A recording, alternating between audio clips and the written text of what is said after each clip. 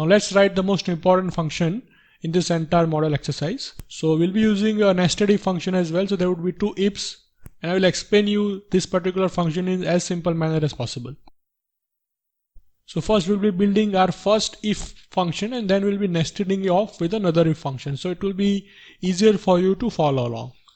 So if G5 is less than or equal to D6,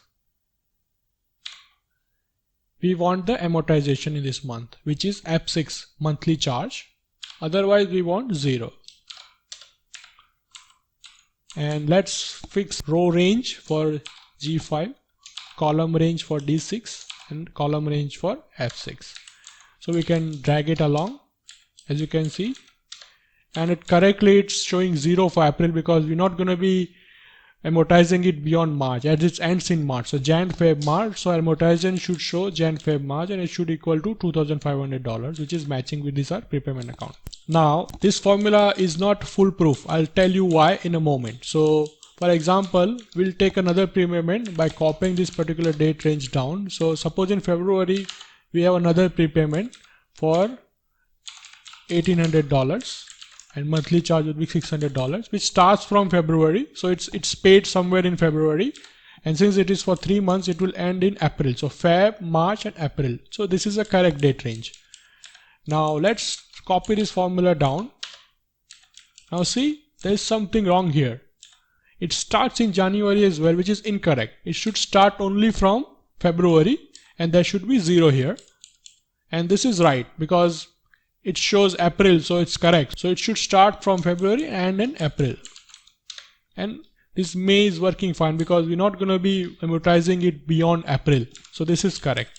But how to fix this particular issue? As this would be a dynamic model and every month we'll be adding more and more values, and this would be like a template. We want to take care of this particular problem. So to do that, we have to edit our particular if function with another if function. So we'll be adding one more if function in front. So if start date is more than G5, put 0. Otherwise, if the value is false, we already have the correct function in place. And as you can see, it is now correctly done. So let's fix the column range for C7 and row range for G5. Now what is actually doing? In this particular example, in February when we started, we want to make sure that there is no amortization in January. So to negate that, we have to put a if condition. So if February is more than January, which is obviously the case, so it's a true case, put 0 here because we don't want to start from January, we want to start only from February. And if it is not the case, give us this particular if function, which is normally calculating anyway. So if you go to Feb, it will make more sense. In this particular scenario, what is the condition here? So C7, which is February, is it more than H5 February? No, it's not. It's actually same. Why? Because we are using month end accurately here.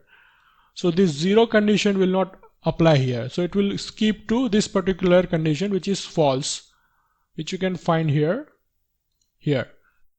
In this case, if H5, which is Feb 17, is less than or equal to D7, which is the case here, it is less than April 2017, then we want to amortize. $600 is amortized, but it will end in May. Why? Because it's not less than or equal to April 2017. It is actually more than that. So here this 0 value is coming for our next if function, which is 0. Now we can copy this function to our earlier row to make sure our functions are all same.